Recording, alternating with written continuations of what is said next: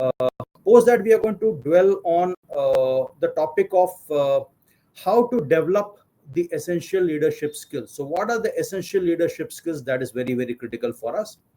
From there, we will transit to what does a manager need to do to transit to a particular leader.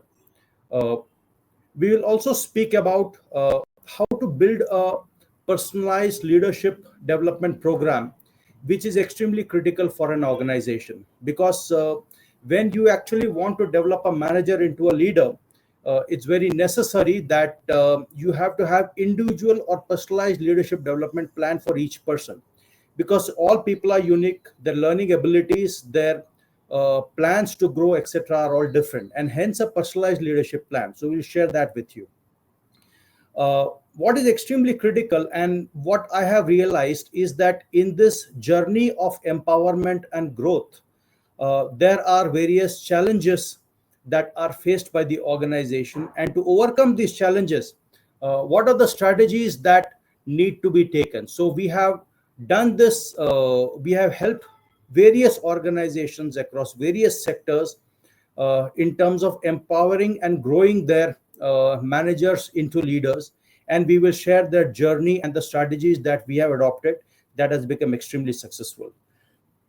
After all of them, we will be actually covering the question and answer session, and there we will unmute everybody. People can ask their questions, or alternatively, people can also post their questions in chat.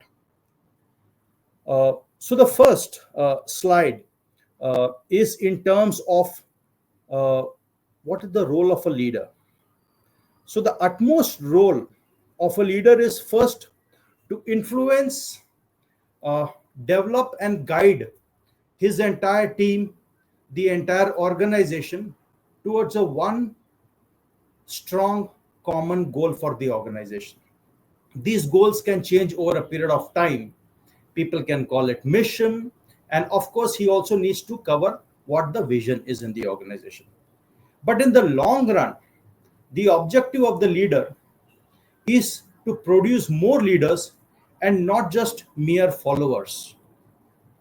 Creating mere followers is actually the role of a manager, not of a leader. So let's go to the next slide, and we are going to talk about what are the traits of a successful leader. Now, if you look at it, there are about 14-15 very important traits of a leader. We'll dwell on all of them slightly in a deeper mode. Now, first we say is that a leader should be a visionary, okay, not a mere planner, not a person who can plan 2 or 3 years, etc. No, that is not a leader. A leader is a visionary, a person who can see the emerging challenges about, say, 10, 15 years and then start preparing in advance. That is a visionary that makes a leader different from a manager. A leader is a decision maker. Okay, now the decision making is of two types. One is analytical, and one is a very creative decision making. So a leadership takes care of both analytical as well as a creative decision making. He is a person who makes quick decisions and who is not afraid of the consequences, though he plans very well. That's the difference between a leader and a manager. Third point, very important, is a leader is actually he's very inspirational in nature. Now, there is a difference between a motivator and an inspirational person. Inspiration is a person which actually touches the heart. Leader will only touch the mind. He will explain the logic, the rationale behind it. But an inspirational leader is a person who actually touches the heart. So people or the followers will go miles to do what the leader wants. That's inspirational for me. A leader is a problem solver because he addresses the problems, not only current issues, but also futuristic, what all are the issues. And hence, this problem solving technique is actually helpful in terms of being a visionary. He is very empathetic to all his people. He or she will go through all the hardships to ensure that people who are really following him get the best of everything. So that's an empathetic leader for us. He's extremely confident. He or she will show his level of confidence outside in public, even though internally he may be a wreck, but outside he will show how confident he is, because he knows that if he shows a lack of confidence, it will impact all his followers. He's a creator and an innovator. Now, creator and innovator was not so very important many years ago, but now, especially after pandemic, things are becoming more and more critical in the VUCA world, and hence being a creator and an innovator is extremely important. If I were to give you some examples of creation and innovation, look at Apple. Look at so that is an example of creation all the time. Okay, there are various organizations who have done a lot of creation and innovation actually. Okay, for example, in terms of green energy, Honda converted from a two-wheeler into a four-wheeler. Okay, so that's a visionary, that's a creation and an innovation. Okay, we are talking about Elon Musk. That is an innovation. Okay, adaptable. A leader is very quick to identify as to what are the issues that will come up in the future, and he adapts immediately. A manager generally takes much more time. He or she is more bothered about what are the situations in the organization, will it be politically right or not, and all those things. And hence, a leader has to be adaptable. Communicator. Now, when I say communicator, almost everybody communicates, but here, communication basically means ability to enthuse very large audiences. Okay, if you were to look at our honorable Prime Minister, Mr. Narendra Modi, he is a great communicator. He's an orator. Okay, he is able to enthuse very large audiences. So that's an example of communicator. We are talking about accountability. So he takes accountability for all his failures. A leader has this particular trait. A manager may not take all this accountability. He will try, and he or she will try and push the buck on others how to retain his particular job. Trustworthy, again, extremely important. Okay, because a leader is trustworthy. All the people who are following him, they're following him blindly. Hence, it's very important to have a trustworthiness. He will demonstrate all his trustworthiness even though it is of a large inconvenience for him or her. A leader delegates. Okay, a manager does not want to delegate. He wants to keep everything to himself to protect his role so that he will grow. Whereas a leader is not afraid of anything. He knows that if he delegates more, he can create more clones of him. A leader is a team builder. He amasses a team. Okay, a leader is an influencer. He influences hearts and he influences mind. He sways the entire audience. So these are couple of things, and I thought it very necessary to explain what a leader is and what a manager is. Let's go to the next slide in terms of how do you develop all the uh, leadership skills. What are the essential leadership skills? So these are actually the essential leadership skills that are necessary for a person, for a manager to transit into a particular leader. If a manager has to transit into a particular leader, he has to bring about all these changes within him or her. Then only he can transit.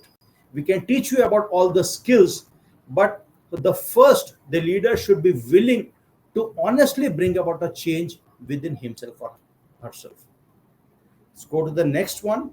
And here we are talking about why do managers generally struggle to be future leaders in most cases. So we have taken various examples of managers in my last about 27 years, and then we are going to put it against a leader.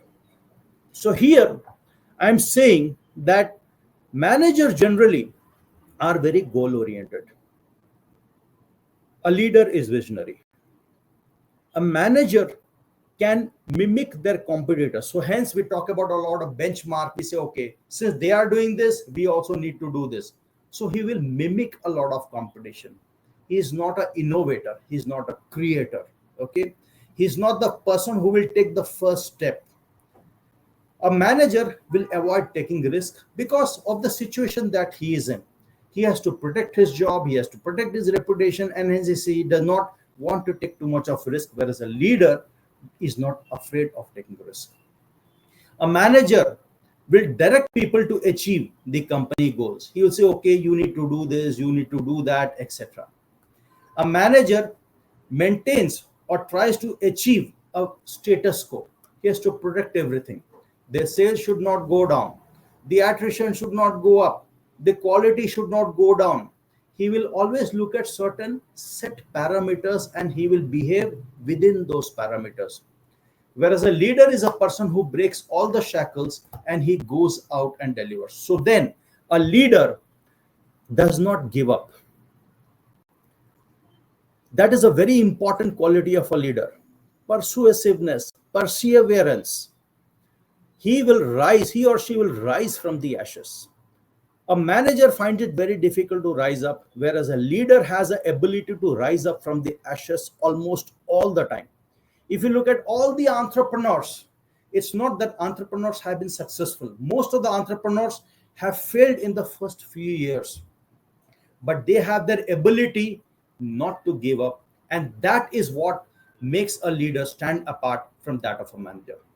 Leaders are visionaries. I gave you examples of, say, if you were to look at Tata's, if you were to look at Apple, if you were to look at Microsoft, if you were to look at Elon Musk, if you are to look at, okay, even if you have to look at Chandrayaan, actually, the way we have actually succeeded. So if you see the Lunar 2 mission, actually it crash landed, but actually it spurred them to be successful.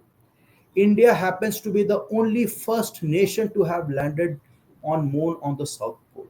Okay, now that takes huge amount of efforts, never giving up attitude. That's a visionary. Okay, leaders love to take risk and are not afraid of failures. Leaders, as I mentioned earlier, they coach people to become better version of themselves. So leader is always a very good coach. He'll spend a lot of time in terms of training and developing people. A manager is more afraid in terms of allowing a succession planning. And hence, if a person wants to be a successful planner, succession, if he wants to actually grow from a mid manager to a mid leader, a person needs to actually become a leader. He has to coach people to actually grow up in the organization. So when we are talking further in the slides, we will talk more about how does what are the strategies of converting a manager into a leader, and that is extremely critical for an organization. The We'll talk more now on the transition, the journey from a manager into a leader. Let's go to the next one. So what is the journey? The first important thing, now this is extremely critical for a corporate. If as HR heads you want to plan uh, to build a leadership pipeline, the first thing that you would need to do in the organization is identify potential managers who will be future leaders. Now, how do you identify potential managers? So we have read a lot of books which says identify the potential, but then how do you identify potential? So there are various traits by which you identify the potential. So I would say not only look at the potential, but also look at the current performance. So you have to have a balance between performance and potential. You have to say that, okay, has this person, okay, so what is the team size of this particular person? What is the impact that the person makes in the organization from a revenue point of view? If the leader, if the person manager leaves the organization, will it really demotivate his team? Okay, that shows the quality of a particular manager, that people love him. Does he or she have the ability to plan for the future? Has he or she ever taken very large roles in the organization? Has he or she grown in the organization? So these are all traits of potential. So approximately 7 or 8 criteria by which I will look at about say 25-30 managers, and then I will say that okay, out of this 25-30 managers, 7 or 8 I can groom to be future leaders based on all these criteria. Okay, so on an average 7 to 8 criteria where we help organizations to identify as to who all can be future leaders. The next step, what we have over here, is basically marry the career aspirations. Because when we do this particular exercise of first identifying the talent will say that okay, for example, if there is a HR head, okay, I want to groom him into a leader. But he says that look, I want to be only a group HR head. That is his aspiration. Organization may have an aspiration that I want to groom this HR head into a CEO of the organization. One more example, a person who is in sales, a sales head, who says, look, I want to be groomed into a sales and marketing head. Okay, that is his aspiration. Whereas the company may have an aspiration that, look, I want to convert him into a CEO. So it is extremely necessary first to find out the aspiration of the person. Second, to find out what is the aspiration of the organization for that particular person and try to marry them. This is a second exercise which is extremely critical. If we are not able to marry, then whatever plan that we make in terms of development for the particular manager will all go waste. That's the second stage. Let's go to the third stage. The third stage is to identify the gaps and prepare a development plan for each manager that we have identified can be groomed into a leader. This is a more time-taking exercise actually, because here we have to do a lot of a set of development centers or assessment centers. It will comprise of things like say competency-based interview, group discussion, psychometric tests, um, then a real-time exercise, games, etc., situational exercises, etc., case studies, etc. And we collate all the scores, and then we identify what are the gaps in a particular leader. So this particular exercise, say suppose we have about say 20 people or say 30 people, 30 managers whom we have to take them through the entire assessment center or development center exercise. So this development center exercise will be for a period of about say 5 or 6 days, where there are different panels of people. For example, it's not only one panel of 2 or 3 people who will do all the assessment for these people, because everybody will have a bias, and hence it will be about say 3 or 4 panels who will take different decisions, and then all the decisions will be merged to actually identify a leader. So this exercise takes a lot of time.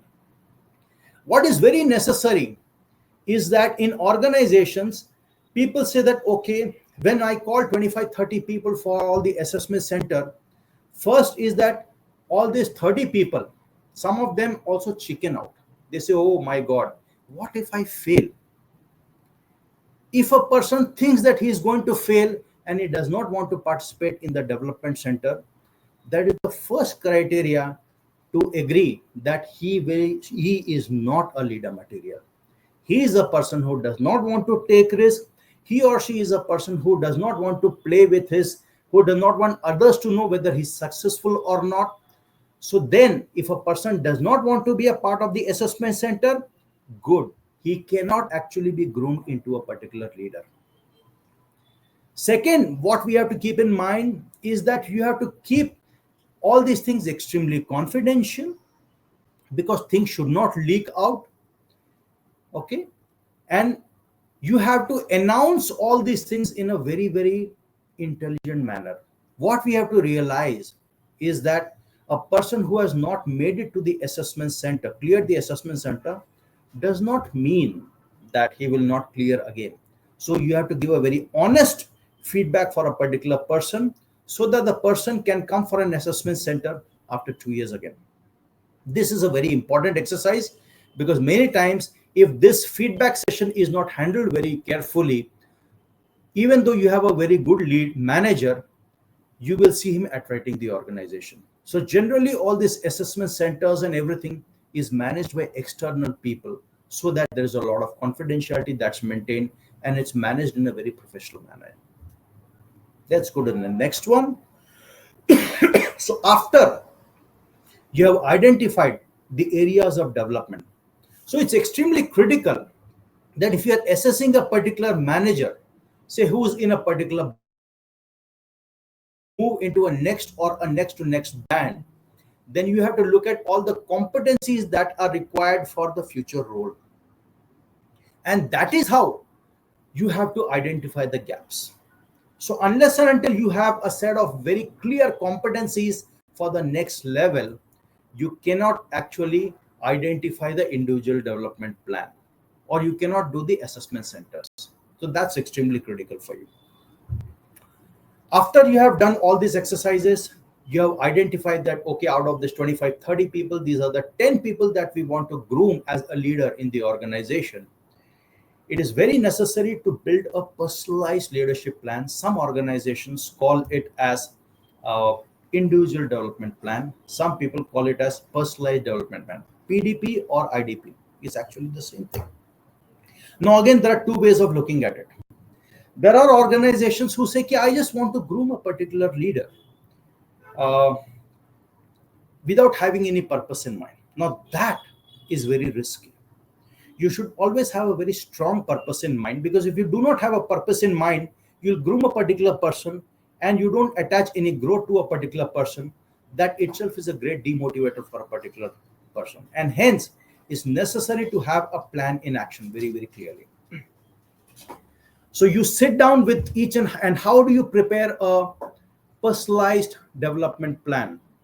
So this is something where you have to, after you have married the career aspirations of the individual and the manager, you have identified all the areas of development. Then you say, okay, these are the gaps, and for this particular gaps, you would need to actually groom in a particular manner, which is called 70-20-10 principle.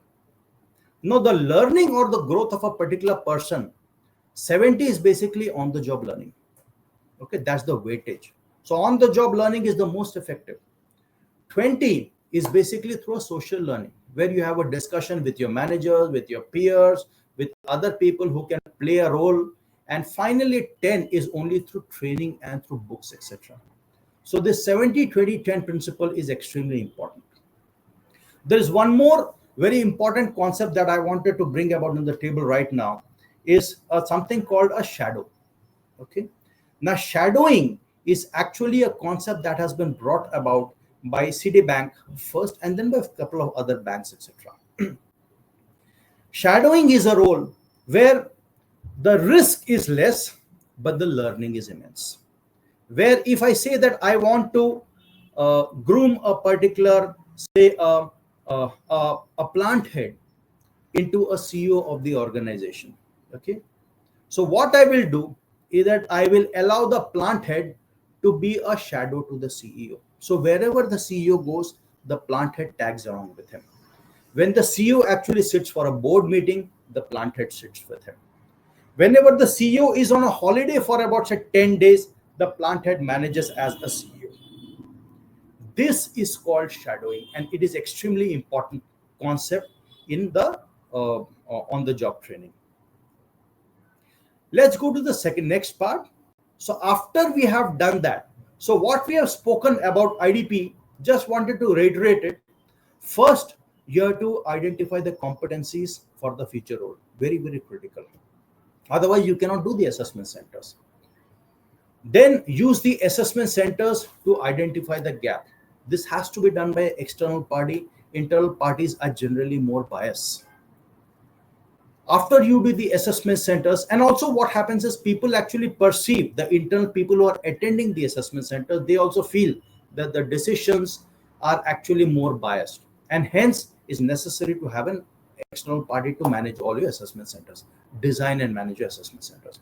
And then finally, prepare the IDPs in the 70-20-10 principle. Let's go to the next one.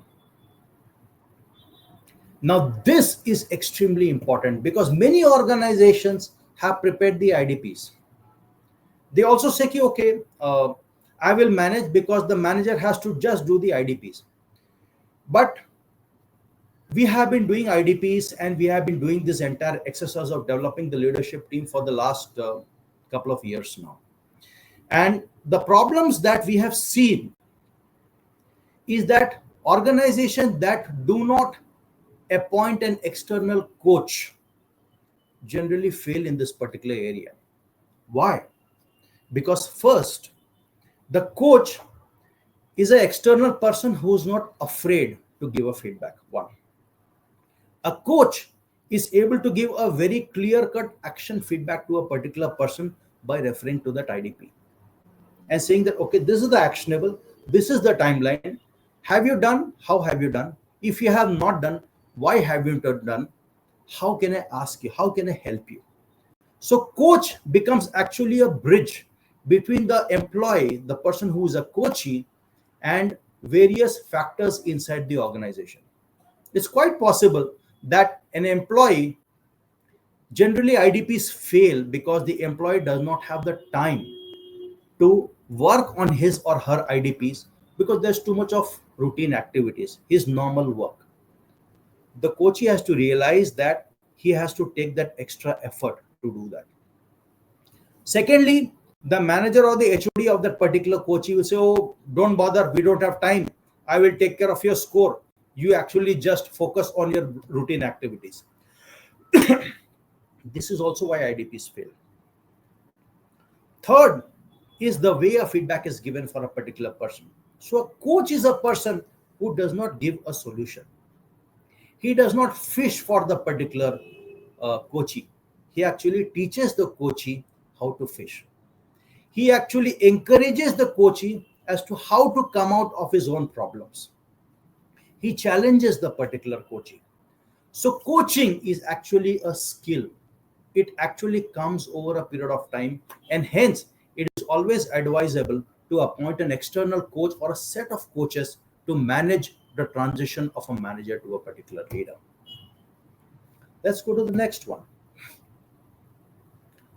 Now, what is important is the challenges and the strategies for empowerment and growth. So this, we are going to speak about first the challenges and how to adhere or how to address those challenges and what are the strategies that are necessary for empowerment and growth. Now, post-pandemic, so we have seen the pandemic. Pandemic got over sometime in the mid of June 2020. It's been 3 years now, okay? But a lot of permanent effects or the permanent changes have happened after this particular pandemic. Many of our clients, so we are working for about say 30-40 clients in terms of all this initiatives. We actually call it the advisory services. And with all these clients, we work with a lot of manufacturing, automotive clients, IT giants, with construction organizations, FMCG, consumer durables, financial services organization, etc. And almost all the places, the attraction of talent is becoming even more difficult. Attracting any talent is easy. Attracting a good talent is difficult, and retaining a good talent is also very difficult.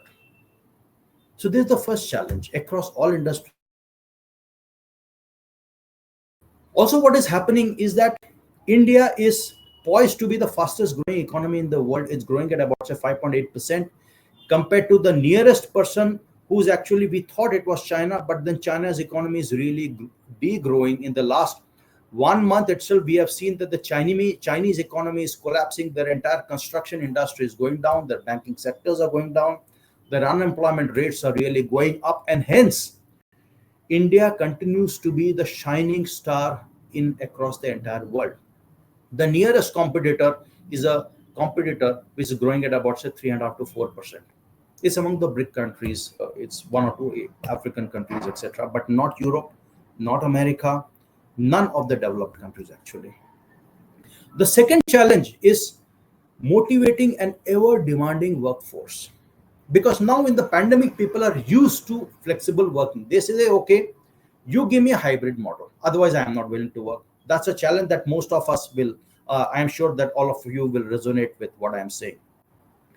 People continuously want higher salaries. 10%, 15%, no. I want 30%, 40%.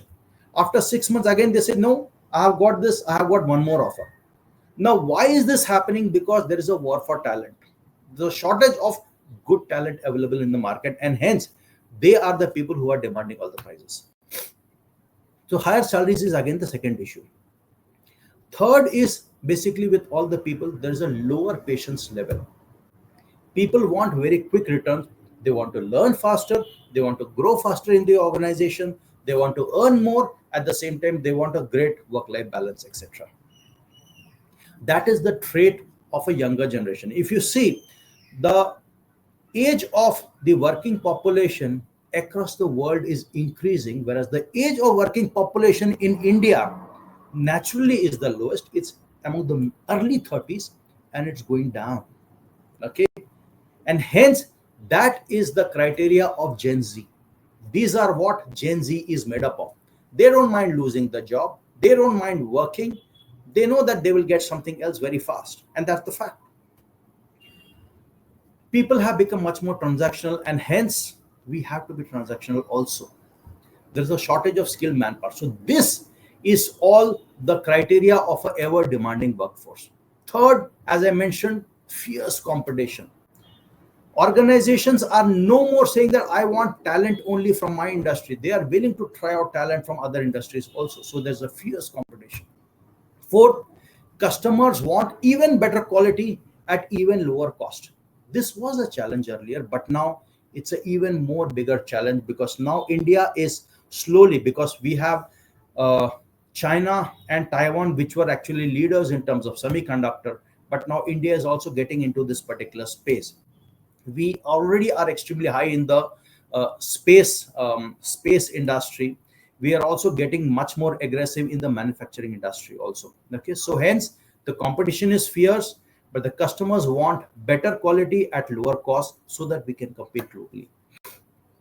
If you were to see, many of the countries worldwide uh, have put in a lot of extra tariffs in our country in terms of steel, in tariff or duties, you would say, in terms of steel, in terms of iron ore, in terms of lot of other raw materials and finished goods, etc.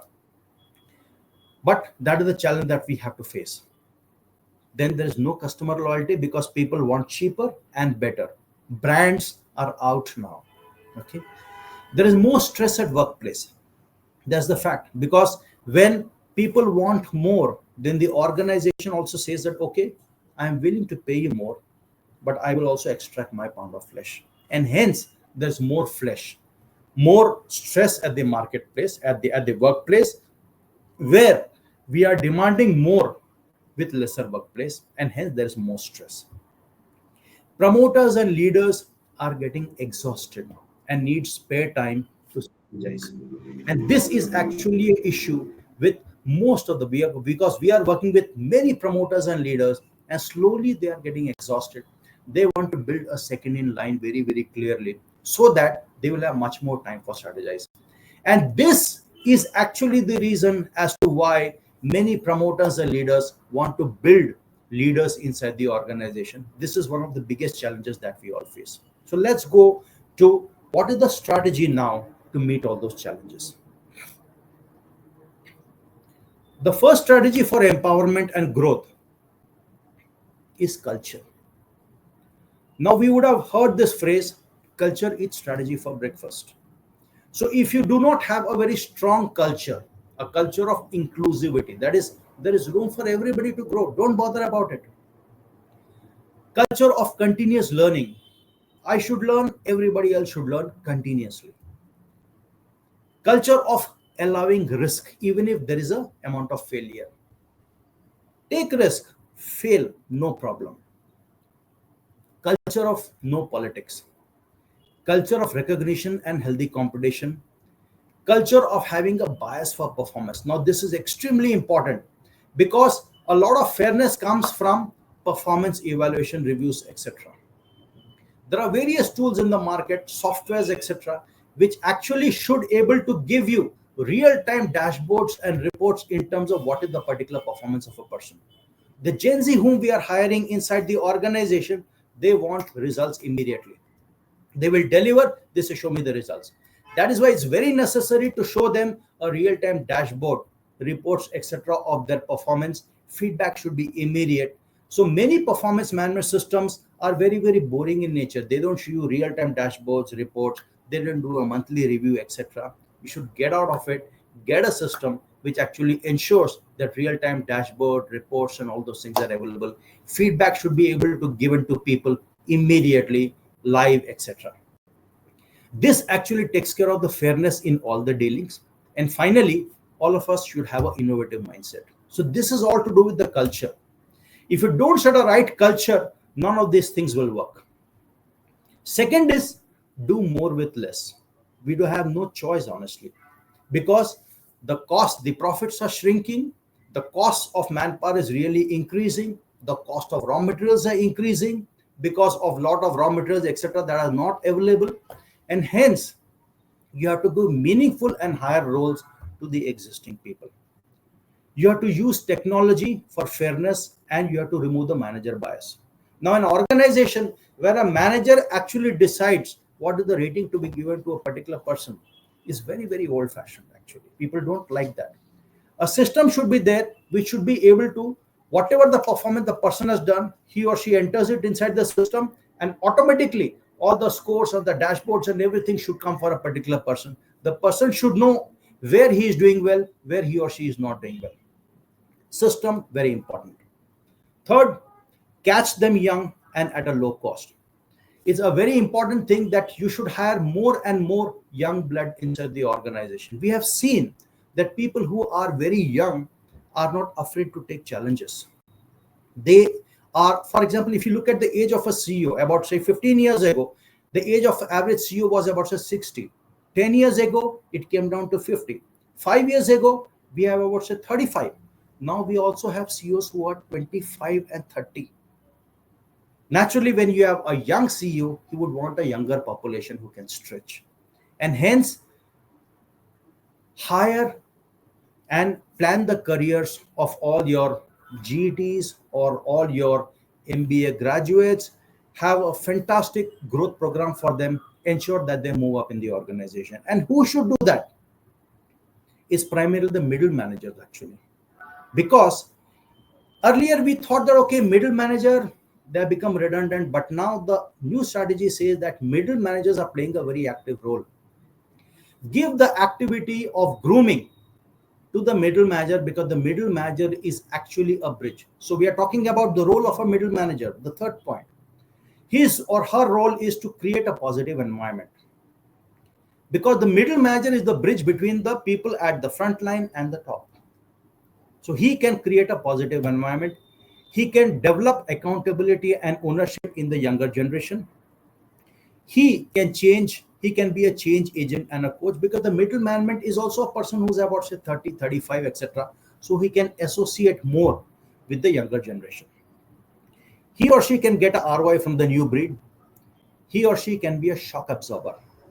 Many times a youngster tells something, top management says no, it does not work. Youngster is demotivated, top management does not care, and that ends actually the relationship. And hence these middle managers are the shock absorbers. Build personal connect with the youngsters and be a bridge. This is what the role of a middle manager is. And hence, this is actually the emergence of a middle manager. And this is what I'm talking about the strategy. That is, first, build a culture. Go back again, please. Build a culture. Uh, Grow your middle management, and also empower. Do more with less. Okay? Let's go to the next one. Now, this is at a very broad level. This is the strategy that you would need to adopt. But now let's dive deeper. Many organizations whom we have worked with, they say, no, no, no, I don't have the time, I don't have the resources. Please develop only the top manager. That's all. 10, 15 people. I said, okay, no problem. But the problem is, if the entrepreneur, the CEO himself is not ready to vacate his seat or to grow further, how will he ever allow the level one managers, the top level HODs to ever grow? He will not allow. So if the HODs don't grow, the HODs will not allow their middle managers to actually take on their role. If the middle managers don't grow, the middle managers will never play a role in terms of grooming the level 3 managers, the frontline beginner managers. So if you have to take care of growth, you have no option but to actually ensure that the succession planning or the growth happens at all the three levels: level 1, level 2, and level 3. But the strategies are different. For example, the level 1 is guide the top leaders. They already are leaders. Okay, they are running departments. So guide the top leaders to be entrepreneurs. That is the role. How do you do that? Run a department like a mini organization. So these are quick steps which you can manage. Second, let them have a profit center mindset. So that means each and every department that they are running, they should have a profit and loss statement. There are softwares. For example, we have a software called Catalyst, which actually measures the performance of even a department head on the organization. They learn the concept of a profit center head through this particular software. Third, invest in external coaching, because for these top HODs, it is not possible to hire young coaches or coaches inside the organization. These coaches had to be people who have great experience, industry experience, because a coach, the first success rule of a coach is that he has to be respected by the coachee. If he's not an industrial expert, if you hire an academician to actually be a coach, you have landed yourself in failure. I'm not saying academicians are not good, but then academicians don't have all the practical experiences of running an organization. And hence, you have to hire a coach who has been heads with large organizations. So have an external coaching session. And this coaching is not for 2 months, 3 months, 5 months. No. Coaching is for year, because attitudes take a lot of time to change. Fourth, have a job rotation to all the critical functions. For example, if you want to groom a HR head into a CEO, he has to have a great exposure to sales and marketing, to quality, to manufacturing, production, to R&D, to finance, etc. Similarly, all other functions need to also have a very strong rotation among all the functions to be able to be groomed as a CEO. This is the job rotation part of it, where I mentioned that it's 70% weightage. Shadow the entrepreneur. I spoke about this concept in my earlier presentation, in my presentation in the initial slides. Shadowing the entrepreneur is extremely important, because no doubt, whatever sort of job description, whatever sort of job rotation that you have given, unless the person actually behaves like an entrepreneur, faces the risk of an entrepreneur, for a few days at least, maybe say 15 days, 20 days, uh, every 6 months, etc., he will not know the pain of an entrepreneur. Very necessary to know the pain of an entrepreneur, the risks of an entrepreneur, the mindset of an entrepreneur, etc. And finally, he or she has to be exposed to all the shareholders. So in all the shareholder meetings, he or she has to be a silent listener, not to react. He has to have gain interactions with the public and with the government. So these are the things that a level 1 top leader has to be coached to become a entrepreneur. Now, if the level 1 HODs have grown up, then the level 2 middle managers, how do we groom the middle managers to be top leaders? So again, shadow the top leader or the HOD. Okay. For example, if I have a production manager, so the production manager actually can be a plant head, shadow a plant head. Example I'm giving you. Job rotation to all the sub functions, okay, in production. So it can be, say, quality, it can be, say, ppc production, ppc, etc. Any other thing, like, say, if you can have a look at, say, repairs and maintenance, purchase, all those things that actually comes very close to becoming a production head, to become a plant head. External coaching, again, very very critical for this particular role. Then coach beginner to a manager. Now, this is the role that a middle manager has to play. He or she has to play a coach to the entry level people, because the entry level people, to groom, they need to be technically very very sound. And here the external coach does not play a very big role in terms of the entry level coaching. The entry level coaching actually has to be done by the middle level managers. And here the coaches, the external coaches, also train the middle level managers how to become coaches, how to become a good coach. We have done this exercise for a couple of organizations, where which has an employee strength of about, say, 1400 1500 people.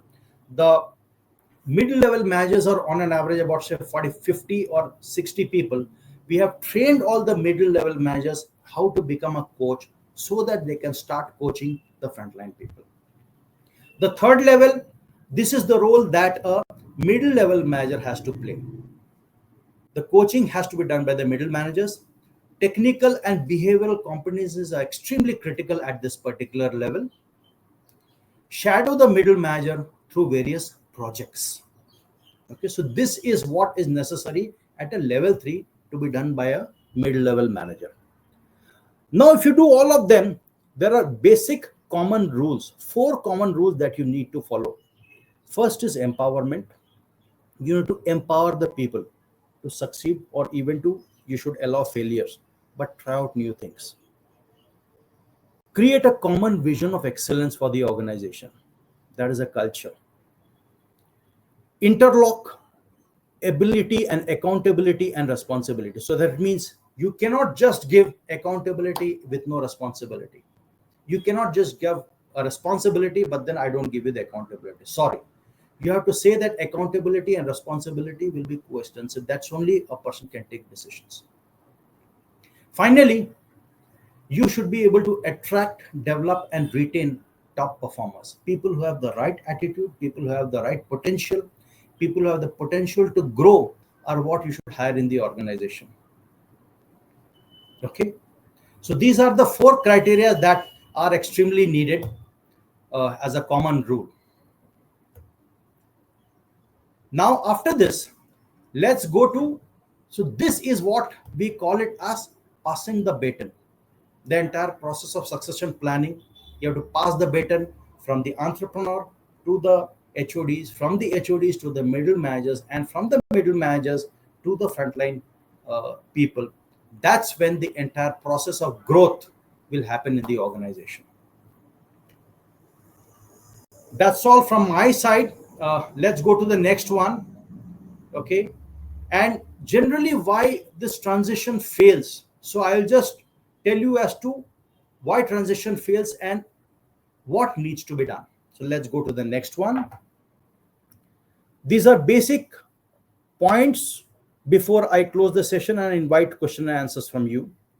So first is, you have to have a very strong management resolve. You cannot have a reason where management says, okay, you manage all your things, I am not there, I will only take care of the normal work in the organization. Sorry. If management resolve is not there, this entire initiative will not go.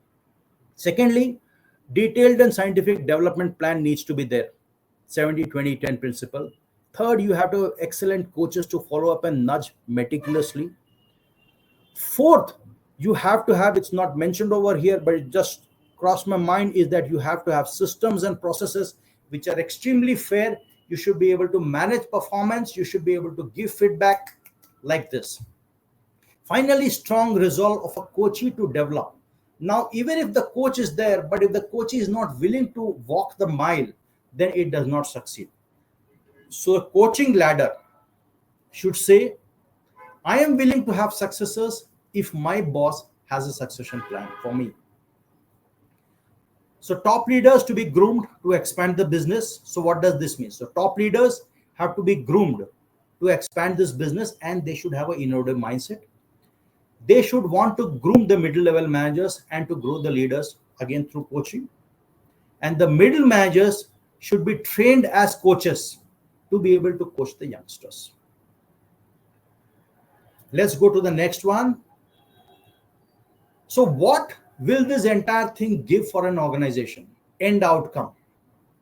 You will have a ready leadership pipeline to ensure there is a great business growth and stability continuously. Couple of my clients have said that, Anup, if I do not have, the people are the most important assets for me. It's a very, very old cliche, but the fact is it still remains and sticks. If people, you can steal technology, you can learn technology, copy technology, everything, but people, you can never copy.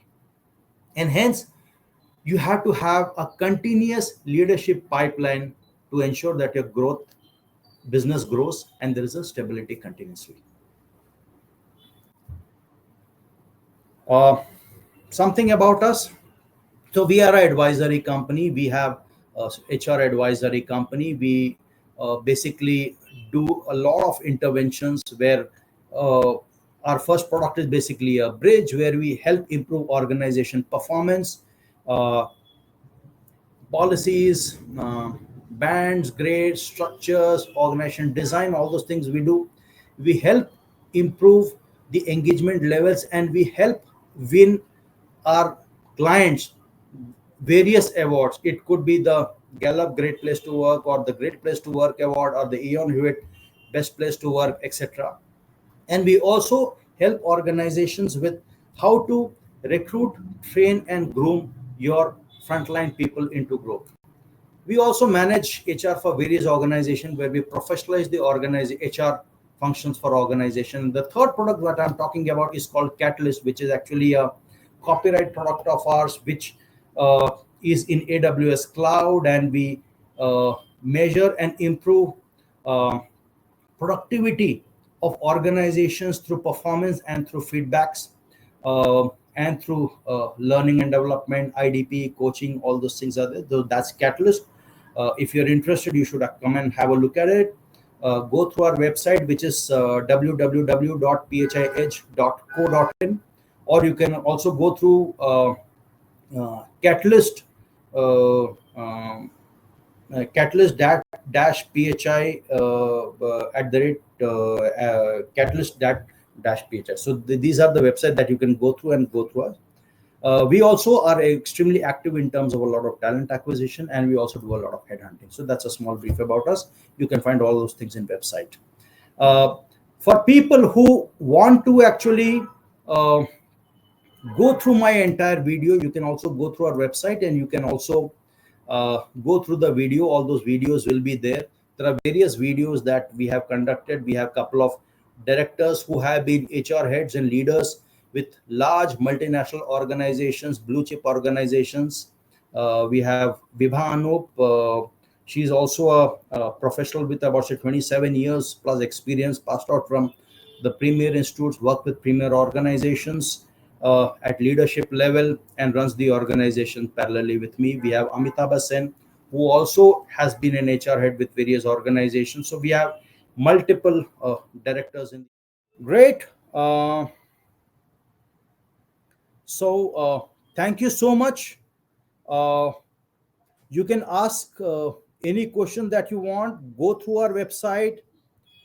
If you have any further questions, our website will also have my names of or any other directors' names, so you can ask for that, and we'll be more than happy to address any questions, queries that you have in this particular regard. So, thank you so much. Uh, have a great day ahead.